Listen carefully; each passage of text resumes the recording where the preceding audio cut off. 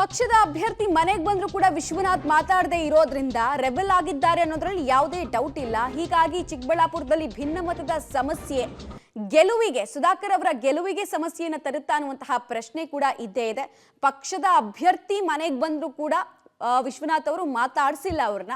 ಹೀಗಾಗಿ ತೀರಾ ಮುಜುಗರಕ್ಕೂ ಕೂಡ ಡಾಕ್ಟರ್ ಕೆ ಸುಧಾಕರ್ ಅವರು ಒಳಗಾದ್ರು ಅಂತ ತಿಳಿದು ಬರ್ತಾ ಇದೆ. ಈ ವಿಚಾರದಲ್ಲಿ ಒಂದು ಕುತೂಹಲ ಅಂತ ಹೇಳಿದ್ರೆ, ಎಸ್.ಆರ್. ವಿಶ್ವನಾಥ್ ಅವರ ಮುನಿಸು ತಣಿಸೋದಕ್ಕೆ ಸ್ವತಃ ಯಡಿಯೂರಪ್ಪ ಅವರು ಇನ್ನೂ ಕೂಡ ಫೀಲ್ಡ್ಗೆ ಇಳಿದಿಲ್ವಾ ಅನ್ನುವಂತಹ ಪ್ರಶ್ನೆ ಕೂಡ ಇದ್ದೇ ಇದೆ. ಎಸ್.ಆರ್. ವಿಶ್ವನಾಥ್ ಯಾಕಂದ್ರೆ ಯಡಿಯೂರಪ್ಪ ಅವರ ಅತ್ಯಾಪ್ತರಾಗಿರೋದ್ರಿಂದ ಈಗ ಒಂದು ಮಾರ್ಗೋಪಾಯ ಅಂತೂ ಡಾಕ್ಟರ್ ಕೆ ಸುಧಾಕರ್ ಮುಂದೆ ಇದೆ. ಅದು ಯಾವ ರೀತಿ ಅಂತ ಹೇಳಿದ್ರೆ, ಎಸ್.ಆರ್. ವಿಶ್ವನಾಥ್ನನ್ನ ಯಡಿಯೂರಪ್ಪ ಮೂಲಕನೇ ಸಮಾಧಾನ ಕೊಡಿಸುವಂತಹ ಪ್ರಯತ್ನ. ಅದ್ಯಾಕೆ ಇನ್ನೂ ಆಗಿಲ್ಲ, ಅಥವಾ ಆಗಿದ್ರೂ ಕೂಡ ಆ ವಿಚಾರದಲ್ಲೂ ಕೂಡ ಸಕ್ಸಸ್ ಸಿಕ್ಕಿಲ್ವಾ ಅನ್ನುವಂತಹ ಪ್ರಶ್ನೆ ಕೂಡ ಇದ್ದೇ ಇದೆ. ಮತ್ತೆ ಯಲಹಂಕದಲ್ಲಿ ತೀರಾ ಸಮಸ್ಯೆ ಆಗ್ಬಿಡುತ್ತೆ ಡಾಕ್ಟರ್ ಕೆ ಸುಧಾಕರ್ಗೆ ಅನ್ನೋ ರೀತಿ ಅಲ್ಲ. ಯಲಹಂಕದಲ್ಲಿರುವಂತಹ ವೋಟರ್ಸ್ ಇದ್ದಾರಲ್ಲ, ಅವರ ವೋಟಿಂಗ್ ಪ್ಯಾಟರ್ನ್ ಲಾಸ್ಟ್ 2014 ಎಲೆಕ್ಷನ್ ಇಂದ ನೋಡ್ಕೊಂಡು ಬಂದಾಗ ನಮಗೆ ಮೋದಿ ಅವರ ಮುಖ ನೋಡಿ ಮಣೆ ಹಾಕಿದಂತಹ ಅನೇಕ ಜನ ಅಥವಾ ಕಾನ್ಸ್ಟಿಟ್ಯೂನ್ಸಿಯ ಬಹುತೇಕ ಜನ ಹಾಗೆ ಹೇಳ್ತಾರೆ. ಸೊ ಇಲ್ಲಿ ವೋಟಿಂಗ್ ಸಮಸ್ಯೆ ಆಗುತ್ತೆ ಅನ್ನೋದಲ್ಲ, ಬಟ್ ಬೇರೆ ಬೇರೆ ಕ್ಷೇತ್ರಗಳ ಮೇಲೆ ಏನಾದರೂ ಇಂಪ್ಯಾಕ್ಟ್ ಮಾಡ್ಬಿಡ್ತಾರಾ ಎಸ್.ಆರ್. ವಿಶ್ವನಾಥ್ ಅವರು ಅನ್ನೋದು ಒಂದು ಭಯ ಇದೆ. ಇನ್ನೊಂದು ಕಡೆಗೆ ಡಾಕ್ಟರ್ ಕೆ ಸುಧಾಕರ್ ಅವರು ಕೂಡ ರಿಯಾಕ್ಷನ್ ಕೊಟ್ಟಿದ್ದಾರೆ ಇದೇ ವಿಚಾರವಾಗಿ. ಹಲವು ಸಲ ನಾನು ಫೋನ್ ಮಾಡಿದ್ದೆ, ಬಟ್ ಆದರೂ ಕಾಲ್ ರಿಸೀವ್ ಮಾಡಿಲ್ಲ, ಉತ್ತರ ಸಿಕ್ಕಿಲ್ಲ ನನಗೆ.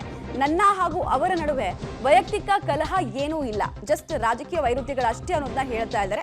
ನಮ್ಮ ನಾಯಕರು ಎಲ್ಲವನ್ನ ಸರಿಪಡಿಸುವಂತಹ ವಿಶ್ವಾಸ ಇದೆ ಅಂತ ಚಿಕ್ಕಬಳ್ಳಾಪುರದಲ್ಲಿ ಬಿಜೆಪಿ ಅಭ್ಯರ್ಥಿ ಡಾಕ್ಟರ್ ಕೆ ಸುಧಾಕರ್ ಅವರು ಸ್ಟೇಟ್ಮೆಂಟ್ ಅನ್ನು ಕೊಟ್ಟಿದ್ದಾರೆ. ಅಂದ್ರೆ ಒಂದು ಹೋಪ್ ಅನ್ನು ಇಟ್ಕೊಂಡಿದ್ದಾರೆ ಅವರು. ಬಿಕಾಸ್ ಯಾಕೆ ಹೋಪ್ ಅನ್ನೋದನ್ನ ನಾನು ಹೇಳ್ತಾ ಇದ್ದೆ, ಎಸ್.ಆರ್. ವಿಶ್ವನಾಥ್ ಅವರು ತೀರಾ ಆಪ್ತ ವಲಯದಲ್ಲಿ ಗುರುತಿಸ್ಕೊಂಡವ್ರು ಯಡಿಯೂರಪ್ಪ ಅವರಿಗೆ. ಸೊ ಅವ್ರ ಮೂಲಕ ಏನಾದರೂ ಟ್ರೈ ಮಾಡ್ತಾರಾ, ಅಂಥದ್ದೇನಾದರೂ ಯಶಸ್ಸು ಸಿಗುತ್ತಾ ಅನ್ನೋದು. ಆಮೇಲೆ ಇವ್ರನ್ನ ಹೇಗೆ ಸಮಾಧಾನ ಪಡಿಸ್ತಾರೆ ಅಂತ. ಈಗ ಎಸ್.ಆರ್. ವಿಶ್ವನಾಥ್ ಅವರ ಪುತ್ರ ಟಿಕೆಟ್ ಆಕಾಂಕ್ಷಿ ಆಗಿದ್ದು, ಸೊ ಪುತ್ರನಿಗೆ ಏನು ಅಕೊಮೊಡೇಟ್ ಮಾಡೋದಕ್ಕೆ ಸಾಧ್ಯ, ಏನಾದರೂ ಅಕೊಮೊಡೇಟ್ ಮಾಡಿದ್ರೆ ಮಾತ್ರ ಈ ಪರಿಸ್ಥಿತಿ ತಿಳಿಯಾಗೋದಕ್ಕೆ ಸಾಧ್ಯ. ಸೊ ಅಂತ ಭರವಸೆ ಕೊಡುವ ಸಿಚುವೇಶನ್ ಅಲ್ಲಿ ಬಿಜೆಪಿಯ ರಾಜ್ಯ ನಾಯಕರು ಇದ್ದಾರಾ ಅನ್ನೋದು ಕೂಡ ಕುತೂಹಲಕ್ಕೆ ಕಾರಣ ಆಗ್ತಾ ಇದೆ. ಬಂಡಾಯದ ಸಮಸ್ಯೆಗಳು ಬಿಜೆಪಿಗೆ ಆಲ್ಮೋಸ್ಟ್ ಈಗ 6 ಕ್ಷೇತ್ರಗಳಿಗೂ ಹೆಚ್ಚು ಕಡೆ ಇದೆ.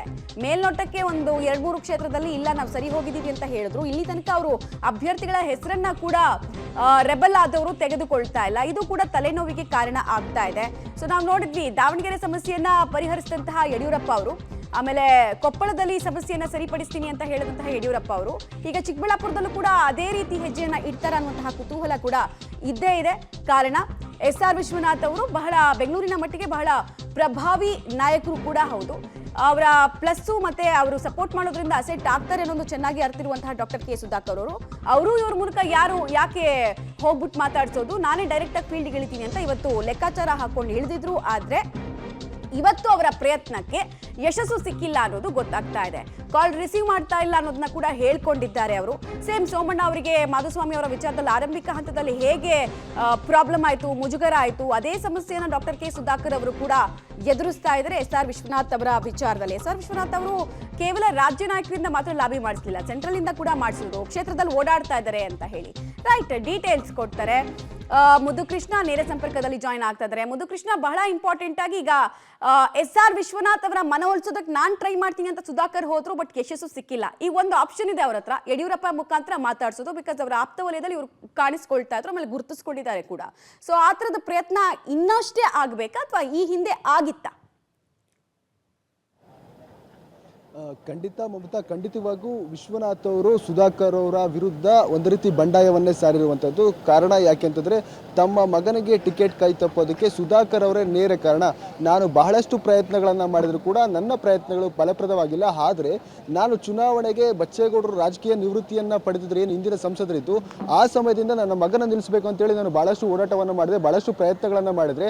ಆದರೆ ಕೊನೆ ಹಂತದಲ್ಲಿ ಸುಧಾಕರ್ ಅವರು ಸೋತ ನಂತರ ಸೈಲೆಂಟ್ ಆಗಿದ್ದವ್ರು ಇನ್ನೇನು 2 ತಿಂಗಳು ಚುನಾವಣೆಗಿದೆ ಅಂತ ಸಂದರ್ಭದಲ್ಲಿ ಬಂದ್ಬಿಟ್ಟು ನಾನು ಸಂಸದನಾಗಬೇಕು, ಲೋಕಸಭೆಗೆ ನಿಂತ್ಕೋಬೇಕು ಅಂತ ಹೇಳಿ ಬಹಳಷ್ಟು ತಯಾರಿಗಳನ್ನು ಮಾಡಿ ಕೊನೆಗೆ ನನ್ನ ಮಗನಿಗೆ ಟಿಕೆಟ್ ಕೈ ತಪ್ಪಿಸಿದ್ರು ಅನ್ನುವಂಥ ಆಕ್ರೋಶ ಈಗಲೂ ಕೂಡ ಅವರ ಮನಸ್ಸಿನಲ್ಲಿದೆ. ಆ ಕಾರಣಕ್ಕೆ ಈಗ ಸುಧಾಕರ್ ಅವರಿಗೆ ಒಂದು ರೀತಿ ಅವರ ಬೆಂಬಲರಿಂದ ಬಂಡಾಯವನ್ನು ಸರಿದ್ದು ಅವರ ವಿರುದ್ಧ ಪ್ರತಿಭಟನೆಯನ್ನು ಗೋಬ್ಯಾಕ್ ಪ್ರತಿಭಟನೆಯನ್ನು ಮಾಡಿಸಿದ್ದು, ಅದೆಲ್ಲವೂ ಕೂಡ ಆಯಿತು. ಇವತ್ತು ನೇರವಾಗಿ ಸುಧಾಕರ್ ಅವರು ವಿಶ್ವನಾಥ್ ಅವರ ವಿಶ್ವಾಸವನ್ನು ತೆಗೆದುಕೊಳ್ಳೋದಕ್ಕೆ, ಅವರನ್ನು ಸಮಾಧಾನ ಮಾಡೋದಕ್ಕೆ ನೇರವಾಗಿ ಅವ್ರ ಮನೆ ಬಳಿ ಹೋದರೂ ಕೂಡ ಅವರು ಯಾವುದೇ ರೀತಿಯ ರೆಸ್ಪಾನ್ಸ್ ಅನ್ನ ಕೊಟ್ಟಿಲ್ಲ. ಇವತ್ತು ಸುಧಾಕರ್ ಅವರು ಒಂದು ರೀತಿ ಬಂದ ದಾರಿಗೆ ಸುಂಕವಿಲ್ಲ ಎನ್ನುವಂತೆ ಅಲ್ಲಿಂದ ವಾಪಸ್ ಆಗಿರುವಂಥದ್ದು. ವಿಶ್ವನಾಥ್ ಅವರು ಹೇಳ್ತಿರುವಂಥದ್ದು, ಸುಧಾಕರ್ ಅವರು ಒಂದು ವೇಳೆ ನನ್ನ ಭೇಟಿಗೆ ಬರದೇ ಆದ್ರೆ ನನಗೆ ಹೇಳಿಬಿಟ್ಟು ಮನೆ ಹತ್ರ ಬರಬೇಕಾಯ್ತು.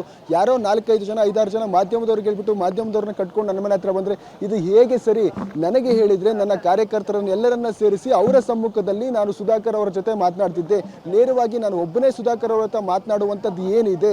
ನನಗೆ ವಿರೋಧವಿದೆ ಸರಿ, ನನ್ನ ಜೊತೆಗೆ ನನ್ನ ಕಾರ್ಯಕರ್ತರಿದೆ, ನನ್ನ ಬೆಂಬಲಿಗರ ಪಡೆ ಇದೆ, ಅವರಿಗೂ ಕೂಡ ಸುಧಾಕರ್ ಅವರ ವಿರುದ್ಧ ಅಸಮಾಧಾನ ಇದೆ. ಹಾಗಾಗಿ ಆ ಅಸಮಾಧಾನವನ್ನು ಅವರ ಎದುರುಗಳಲ್ಲೇ ಶಮನ ಮಾಡುವಂಥ ಪ್ರಯತ್ನ ಮಾಡಬಹುದಾಗಿತ್ತು. ಆದರೆ ಸುಧಾಕರ್ ಅವರು ಇವತ್ತು ಬಂದಿದ್ದ ರೀತಿ ಸರಿ ಇಲ್ಲ. ಹಾಗಾಗಿ ನಾನು ಅವರನ್ನ ಮಾತನಾಡೋದಿಲ್ಲ, ಅವರನ್ನ ಸಂಪರ್ಕ ಮಾಡೋದಿಲ್ಲ ಅಂತ ನೇರ ಮಾತುಗಳನ್ನ ಹೇಳ್ತಾ ಇರೋದು.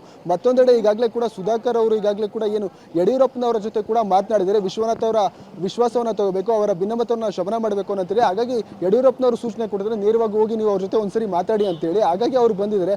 ಆದರೆ ಸದ್ಯಕ್ಕೆ ಅದು ಫಲಪ್ರದವಾಗಿಲ್ಲ. ಹಾಗಾಗಿ ಮುಂದಿನ ದಿನಗಳಲ್ಲಿ ಸ್ವತಃ ಈಗ ವಿಶ್ವನಾಥ್ ಅವರು ಯಾರಾದರೂ ಒಬ್ಬರ ಮಾತು ಕೇಳ್ತಾರೆ ರಾಜ್ಯದಲ್ಲಿ ಅಂತಂದ್ರೆ ನಿಜಕ್ಕೂ ಕೂಡ ಅದು ಯಡಿಯೂರಪ್ಪನವರ ಮಾತು. ಹಾಗಾಗಿ ಯಡಿಯೂರಪ್ಪನವರ ಮೂಲಕ ಅವರ ಸಂಧಾನವನ್ನು ಮಾಡುವಂತಹ ಪ್ರಯತ್ನಗಳನ್ನ ಸುಧಾಕರ್ ಅವರು ಮಾಡಬೇಕಾಗುತ್ತೆ. ಮಮತಾ, ರೈಟ್, ಧನ್ಯವಾದ ಮುದ್ದು ಕೃಷ್ಣ ತಮ್ಮೆಲ್ಲ ಮಾಹಿತಿಗಾಗಿ.